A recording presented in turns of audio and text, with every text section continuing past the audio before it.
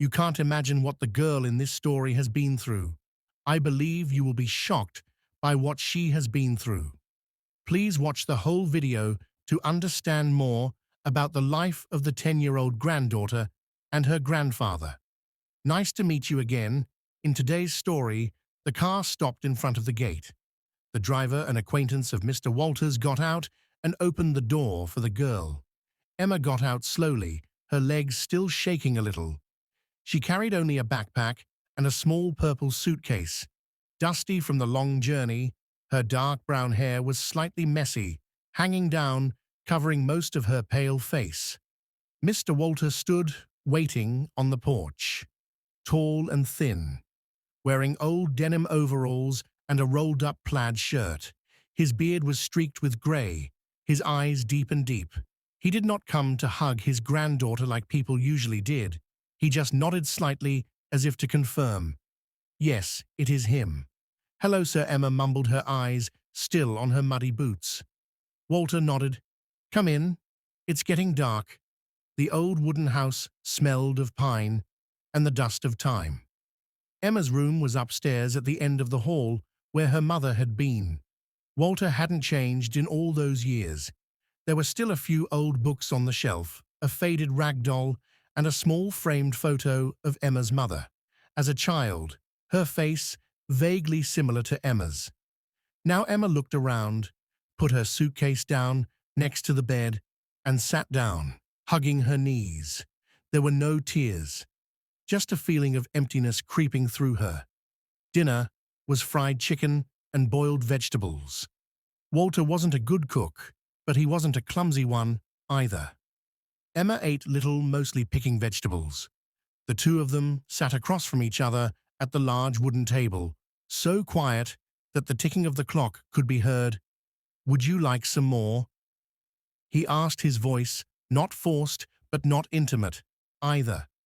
Emma shook her head. I'm full. Walter didn't press him. He was used to silence, but Emma's silence made him uneasy. He looked at his granddaughter, so small, so frail inside. That night, Emma lay facing the wall, her eyes wide open, in the darkness downstairs. Walter sat on a wooden chair by the window, reading with the light on, but unable to read a word. The image of the little girl was all that was on his mind, and a question that no one dared to ask aloud. What had happened to her? After all, the next morning, the early morning sunlight streamed through the small window, casting streaks of light on the walls.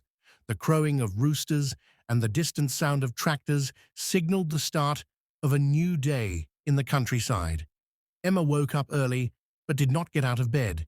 Immediately, she lay still, staring at the ceiling, her eyes wide open as if trying to find herself in a long dream. Walter had been up for a long time. He was feeding the chickens in the coop behind the house, his rubber boots sinking deep into the damp soil, hearing light footsteps behind him. He turned around. Emma stood there, her hair disheveled, her slippers a few sizes too big for her feet. Do you want to try feeding the chickens? Walter asked, holding out a basket of grain. Emma hesitated for a moment, then nodded. The two of them worked quietly, side by side. The chickens gathered around and chirped, and Emma chuckled when one pecked at her shoe. The laughter was as light as the wind, but it was enough to make Walter look up. For the first time since he had brought her home, he saw Emma's face soften, no longer as tense as a lake about to burst. Have you ever had chickens? He asked. Emma shook her head. Never. There were no chickens in that place. Well, the place before. The words faltered, accompanied by a glance away, as if the name the place before were taboo in her mind. Walter did not ask further. That afternoon, he took Emma to the village market. She stuck close to him, clutching her cloth bag, though the villagers were friendly. Emma never took her eyes off Walter. Whenever someone approached to say hello, her eyes would flash with panic. When Walter got home, he found a piece of paper on the kitchen table.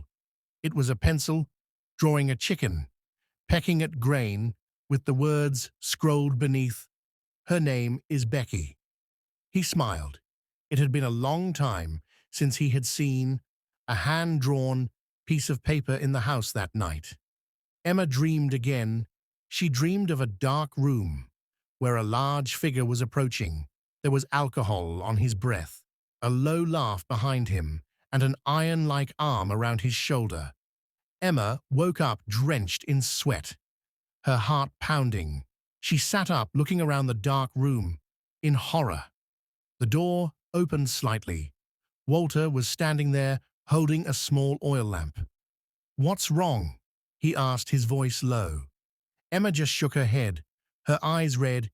"He didn't come in, just stood in the doorway. If you need me, I'll be sitting in the hallway. Just call." He turned away, but as the door closed, Emma said softly, I hate the sound of footsteps."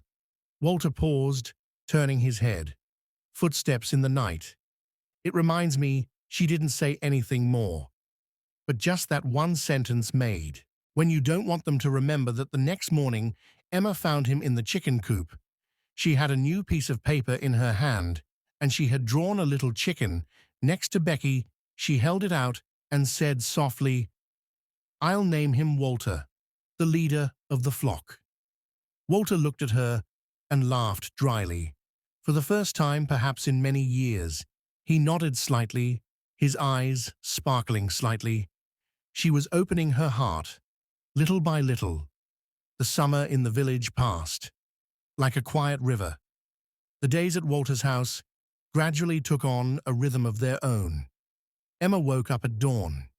Every morning, helped him feed the chickens, picked vegetables, and sometimes watered the apple orchard behind the house. Walter didn't talk much, but he always saved the best part of the meal for his granddaughter, always paying attention to every sad look or every time she was startled by a strange noise. One day, while cleaning out the old barn, Emma found a small wooden box inside were her mother's belongings from the past, a diary, some colored pens, a yellowed photo of Walter and his daughter when her grandmother was still alive. Emma stared at the photo, her hand lightly tracing her mother's face when she was a child. Then she turned to him and asked, "Back then, did Mummy smile a lot?" Walter looked up from his tools, thought for a moment, and replied, "He smiles all day, talks a lot too. Not like you at all." Emma chuckled, but the smile quickly faded like a candle in the wind. "I used to talk a lot too, but not anymore." The words were simple, but like a small stone, dropped into water.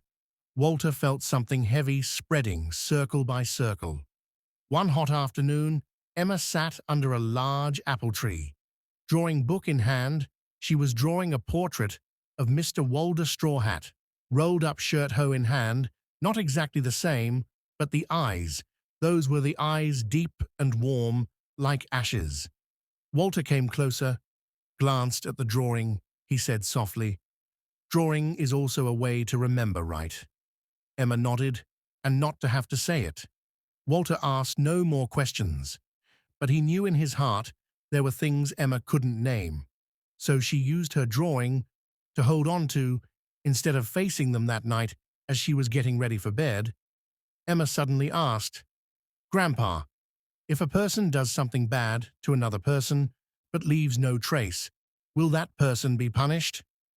Walter put down the book, looked at his granddaughter. He didn't rush to answer. He saw that the question wasn't a hypothesis, it was filled with fear and anxiety. If someone came forward to tell the truth, then maybe Emma nodded slightly, saying nothing more, but Walter could see clearly the girl wanted to say something. She just didn't have the courage to name it. One evening later, it was raining heavily, thunder and lightning flashed. Emma curled up in bed, covering her ears, muttering an old nursery rhyme. Walter opened the door and walked in, holding a flashlight. He sat down on the edge of the bed, not touching her, just holding the lamp between them. "What are you most afraid of?" he asked. Emma trembled for a long time before answering, I'm afraid of someone not believing me. Walter nodded silently. He didn't ask why or what happened. He just said, I believe you, whether you say it or not. One Sunday, Walter took Emma to the village church, where there was a small community service. Every month, Emma held his hand tightly, the whole time, her eyes darting around restlessly when the pastor reached out to greet her. Emma stopped, drew back her face, pale, as if she had seen a ghost. Walter bowed slightly in apology and led Emma out. They did not speak all the way home, but he could feel that something in Emma had broken again, but he did not fully understand what it was that night. While cleaning the room, Walter accidentally found a piece of drawing paper hidden under Emma's pillow. He did not mean to peek, but the drawing made him unable to take his eyes off it. It was a faceless man with long, large arms standing behind a small, crying girl. The corner of the picture was a dark room, the window locked.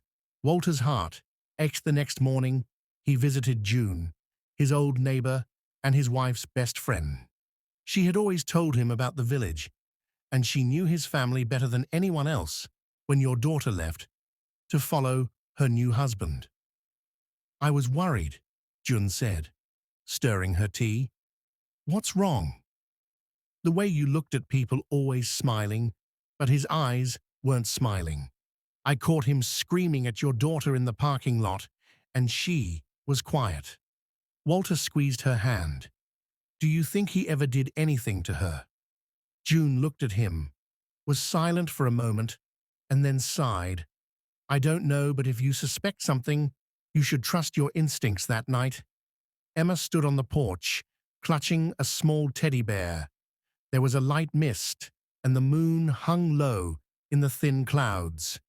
Walter stood beside her, hands in his pockets. Do you miss me? He asked softly. Emma did not answer immediately. After a moment, she said, I miss when you were still me. What do you mean? When you still saw me as a child who needed love, not a burden, when you still believed in me. Walter did not ask any more questions. He knew all the answers would come, but he could not force them. He just reached out gently, placing his hand on her shoulder, like an unspoken support. The next morning, he began writing again.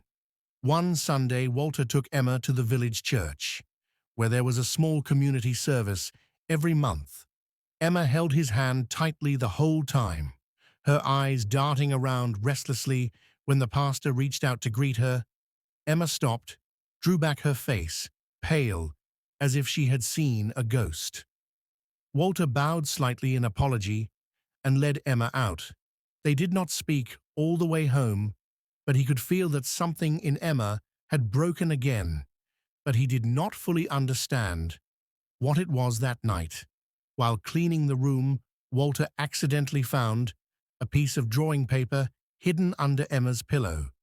He did not mean to peek, but the drawing made him unable to take his eyes off it. It was a faceless man with long, large arms standing behind a small, crying girl. The corner of the picture was a dark room, the window locked. Walter's heart ached. The next morning, he visited June, his old neighbor and his wife's best friend. She had always told him about the village, and she knew his family better than anyone else. When your daughter left to follow her new husband, I was worried, June said, stirring her tea. What's wrong? The way you looked at people, always smiling, but his eyes weren't smiling. I caught him screaming at your daughter in the parking lot, and she was quiet. Walter squeezed her hand. Do you think he ever did anything to her? June looked at him, was silent for a moment, and then sighed. I don't know. But if you suspect something, you should trust your instincts. That night, Emma stood on the porch, clutching a small teddy bear. There was a light mist, and the moon hung low in the thin clouds. Walter stood beside her, hands in his pockets. Do you miss me? He asked softly. Emma did not answer immediately. After a moment she said, "I miss when you were still me." "What do you mean when you still saw me as a child who needed love, not a burden, when you still believed in me?" Walter did not ask any more questions. He knew all the answers would come, but he could not force them. He just reached out, gently placing his hand on her shoulder like an unspoken support. The next morning, he began writing in his diary again, for the first time in more than 10 years. His first line was, "He no longer trusts anyone, but he still trusts chickens and trusts me. I must keep that trust." Autumn came with the smell of dry leaves and the mild air. Emma had just turned 12. She had grown a little taller. Her hair had grown longer, and she often wore an old brown hoodie, a gift that Walter had bought at a village fair. The life between the two of them was as simple as the cycles of the seasons. Then one day, an express letter arrived. Walter opened the letter in the living room. A few short lines printed on cold white paper. "We are deeply sorry to inform you that your daughter Linda passed away in a traffic accident on the night of October 2nd. His hands trembled. His old eyes no longer cried easily, but his heart felt as if someone was squeezing it. He folded the letter, sat down on a wooden chair, and looked out the window where Emma was painting beside the apple tree. Walter did not tell the story right away. It wasn't until the evening after dinner, when the two of them sat drinking apple tea, as usual, that he spoke softly. "Your mother is gone." Emma was speechless. Her hand dropped the cup she was holding. The tea spilled on her shirt, but she didn't notice when her voice trembled. "Last week car accident." She nodded. There were no tears, no cries, just an empty gaze, as if the whole world had gone silent that night. Walter heard sobbing coming from Emma's room. He didn't go in, just sat leaning against the hallway like a gatekeeper to her sadness. 3 weeks later, a black car stopped right in front of the house. A man stepped out of the car, a black suit, a crimson tie, walking straight. But his eyes were furtive, like a wild animal stalking its prey. It was him, the man from years ago, Linda's husband, Emma's stepfather. "Mr. Walter," he said, half polite, half cold, "I've come to get Emma. Her mother is dead, and I'm her legal guardian." Walter stood silently on the steps, his eyes dark. He didn't come down, nor did he invite him in. "She's not going anywhere, with all due respect." He pulled a sheath of papers from his pocket. "I have full custody of her. It's a court order, and her mother agreed to sign it. She's my responsibility." Emma stepped out of the house just in time to see him. Her whole body froze. The pencil she was holding fell to the porch floor, breaking in two in her eyes. It was no longer the image of her guardian, but a real nightmare standing there in broad daylight. She backed away, slipping on the floor, her mouth trembling as she uttered two words. "No, he no."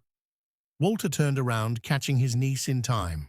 He put his arms around her, his eyes as hard as cold iron. "Get off my land," he said in a low, steady voice. "If you come back without the courthouse behind you, I'll call the police." The man said nothing more. He gave Emma one last look, curled his lips, half a smile, half a threat, and turned and walked back to his car. The black car disappeared behind the corn. Emma was still shaking in his arms. Walter knew this war had only just begun. The next morning, Walter went to the county courthouse to ask about the guardianship. The clerk, after checking the records, confirmed that Linda's husband, Emma's stepfather, was now the legal guardian, according to the papers signed earlier, unless you have proof that this person is unfit. She said, "You cannot keep your granddaughter without his consent or a court order." Walter left the courthouse feeling bitter. He had believed in the law all his life, but now it was like a trap, set forcing a child back to a place that had scared her to sleep. When he told Emma that he needed a lawyer. She panicked. "I don't want to go to court. I don't want to see him anymore." Walter hugged her. "I know, but without a court, we can't protect you forever." Emma was silent. She understood, but the fear in her eyes could not be hidden. Like a small fire, still smoldering in her heart. News of the custody dispute spread throughout the village. Some people supported Walter, but many others were scornful that man is the husband of the girl's mother. After all, Mr. Walter has no legal rights. She is just an illegitimate child, not your biological child. Walter did not respond. He had no time for gossip. He spent every evening taking notes, writing in his diary, collecting every memory, every detail that Emma had ever shared, even if it was just a drawing, a dream, a vague statement. One day, when Walter went to get the mail, he heard screaming in the house. He rushed in to find Emma, huddled beside the desk. Her head in her hands on the floor was a new letter, an unmarked black envelope with a photograph. Inside, Emma with her mother, and him. From the angle of the photograph, you could see his hand on Emma's shoulder, squeezing it tightly, unnaturally. Emma sobbed. He knew he wanted me to remember." Walter squeezed the photograph tightly in his hand, then threw it into the fireplace. The scorched pieces swirled with black smoke. No one is allowed to scare me again." 2 days later, Walter met with a young lawyer named Laura, who had been his daughter's student. After listening to him, she was silent for a moment, then said, "We can file for a temporary restraining order if we can prove that Emma is in danger of mental or physical harm, but we'll need proof, and Emma might have to go to court." Walter nodded. "As long as my niece isn't taken away." Laura looked at him, her eyes determined, but also tired with age, and she said, "Then we'll start today." That evening, Emma put the sketchbook on the table. The first page was a picture of a wooden house, 2 figures standing side by side, one tall with a silver beard. The other small drawing on the roof were the words in small letters and crayon, "Home, where no strange footsteps are heard." Walter put his hand on Emma's head. Gently, this fight would not be easy, but he would not lose. The day of the trial came sooner than Walter expected. Every morning he took Emma for a walk around the fields to calm her down. She was still quiet, but for the first time she held his hand tightly, as if trying to hold on to the last bit of peace. "You don't have to say anything if you're not ready," Walter said, as they sat under the apple tree. "The court can hear from anyone else, but if you're willing to talk, I'll be there for you." Emma nodded, but her eyes remained fixed on the distant horizon. The county courthouse was in the center of the small town, where all eyes were on the heated dispute. Inside the courtroom, cold white light fell on the wooden table and benches behind it. Emma's stepfather sat with his lawyer, a silver-haired man, smooth and convincing. He wore a gray suit, and his demeanor was calm, as if everything was in his hands. Walter's lawyer, Laura, on the other hand, was young, inexperienced, but her eyes were always burning with enthusiasm. She stood beside Walter and Emma, holding a thin file which contained what the two had been preparing for the past months. Walter's diary, Emma's drawings, and a few vague statements. Not enough, Laura thought. We need something really strong. The trial began. The plaintiffs, the stepfather's side, produced the marriage certificate, the legal guardianship agreement that Emma's mother had signed before she died. His lawyer argued clearly, "My client is the sole legal guardian at the moment. Mr. Walter, as the maternal grandfather, has no clear legal right to keep the child." When questioned, he said softly, "I love her like my own daughter.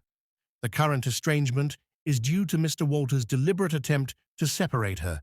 Walter almost jumped up in protest, but Laura put a hand on his shoulder, reassuring him gently, It was the defense's turn. Laura presented her suspicions. Emma's erratic behavior, her nightmares, her unstable drawings, and her extreme fear of her stepfather.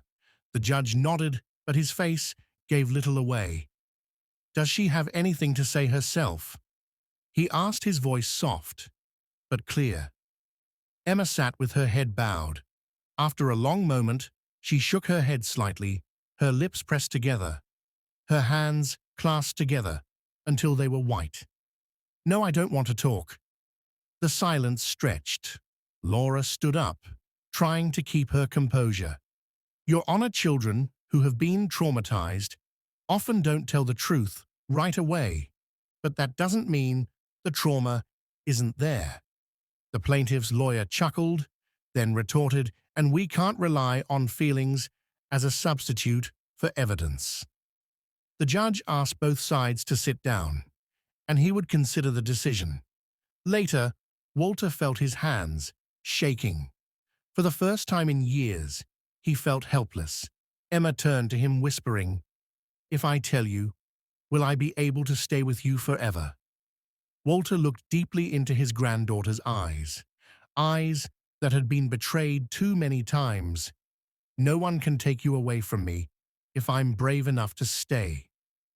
The girl looked at him, nodding slowly. Her eyes were no longer dull, but lit up with a small spark. The judge put down the file, took off his glasses, and exhaled softly. The courtroom fell into a tense silence. He looked around, his voice low and steady. There is no direct evidence or clear testimony from the victim. The details provided, while thought-provoking, are not sufficient to deny the plaintiff legal guardianship. Walter felt his heart sink to a stone. Emma sat beside him, eyes wide but unblinking, as if time had frozen. Therefore the judge continued, "The court will wait." A female voice rang out from the back of the courtroom. Cutting off the statement, everyone turned. A woman entered. She was petite, her hair tied back in a hurry, her eyes a mixture of worry and determination. She stood in the middle of the courtroom, looking straight at the judge. My name is Maria. I used to work for his family, and I have something to say." Laura's lawyer hurried over to her, whispering confirmation of her identity. Maria shakily extended her hand. It held a copy of Emma's stepfather's old personnel file. "I'll be a witness," she said. "I saw him act inappropriately toward her." The courtroom shook. The plaintiff's lawyer objected immediately, but the judge raised his hand to maintain order. Maria continued, her voice shaking at first, but growing firmer. "I saw him put his hands on Emma while she was napping. Not once I tried to tell her mother, but he threatened to sue me, fire me. And worse, I was touched by him too." She paused, took a deep breath. "But today, I can't stay silent.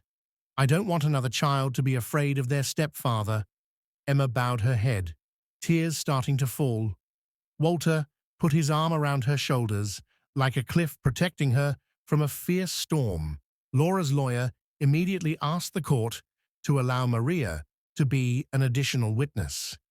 The judge nodded. The brief interrogation took place. Maria answered clearly, her eyes never leaving the man she once called boss. The stepfather sat motionless. His eyes were no longer arrogant, but slightly trembling. He understood. This time the mask had fallen after a few minutes of deliberation. The judge returned, his voice more serious than ever, based on the direct testimony of the new witness and the current psychological state of little Emma. The court declares the temporary suspension of the plaintiff's guardianship. The custody and care will belong to the maternal grandfather, Walter Graves, until the final investigation is concluded. Walter breathed the sigh of relief, his hand tightly clasping Emma's trembling little hand. The little girl looked up at him, her eyes filled with tears, but no longer tears of fear, but tears of joy, as if the whole world had just turned on as she walked out of the courtroom. The early afternoon sunlight was slanting through the large glass windows. Emma gently squeezed his hand, looking up.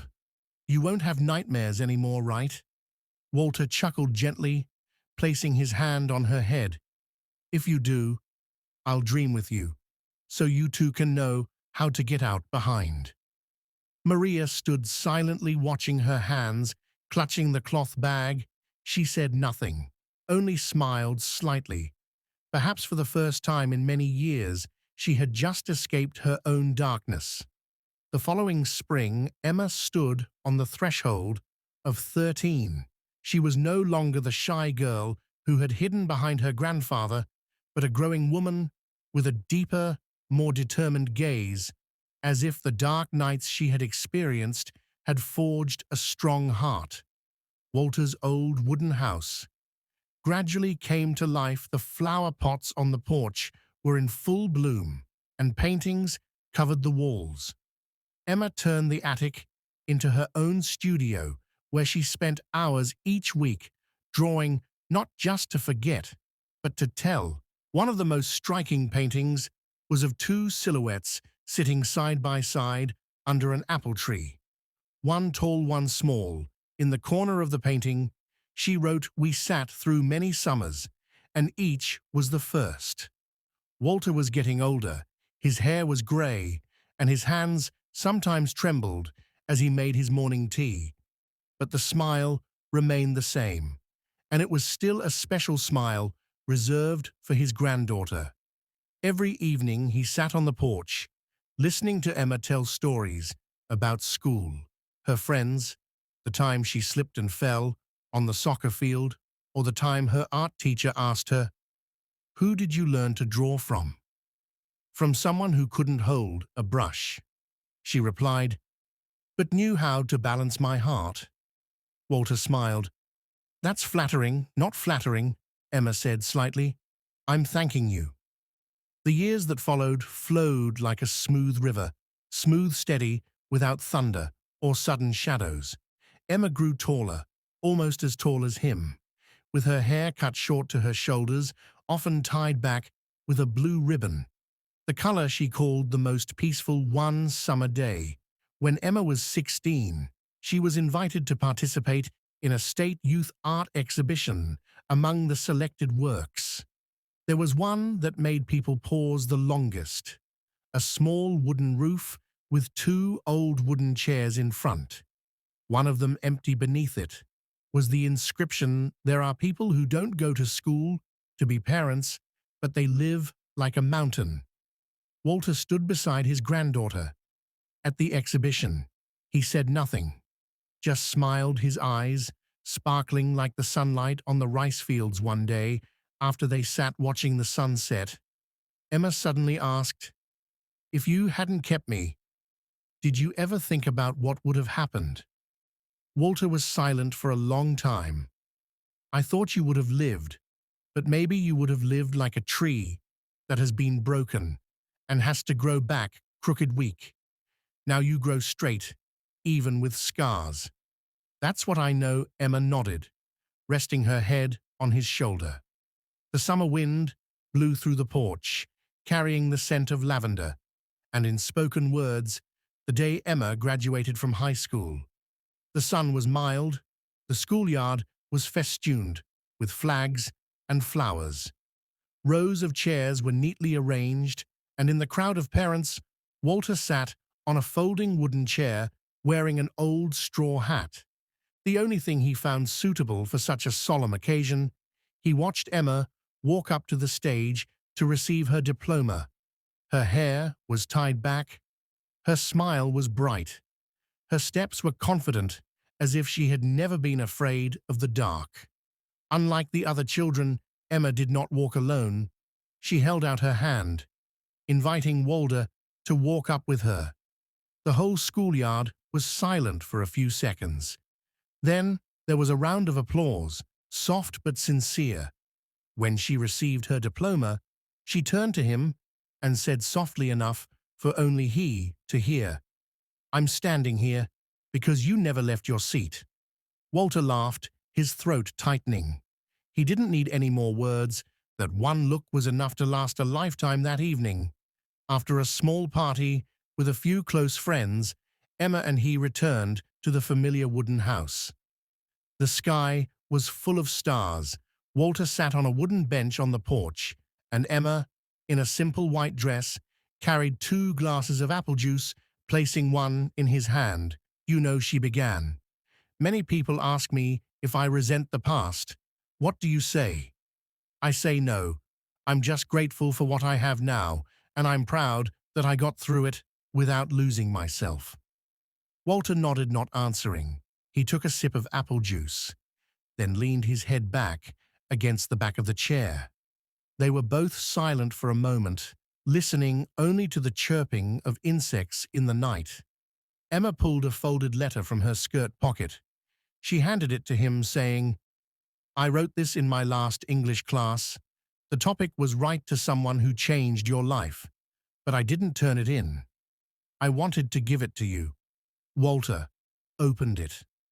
The familiar slanted handwriting, each line imbued with something both mature and innocent. "If it weren't for you, I wouldn't be me. If it weren't for you, I would have thought adults were the ones who kept quiet when children needed saving. If it weren't for you, I would have grown up believing that love was conditional. But thanks to you, I learned that there are people who are willing to go against the flow. That family isn't just blood, but a place where people choose to hold on to each other. That true love is when someone dares to sit quietly in the hallway all night, just so someone doesn't feel lonely." Walter read the last line, his eyes blurred. Emma leaned her head on his shoulder and asked softly, "Are you tired?" "No," he replied harassingly. "I have never felt more alive than I do now." The moon was high, casting a soft light on the wooden roof. A gentle breeze blew through the apple orchard, rustling the old leaves on the wooden bench. 2 people, one old, one young, sat silently, as if they were the quietest part of an ever-changing world. And as that night ended, so did Emma's childhood, complete whole, without a single piece missing.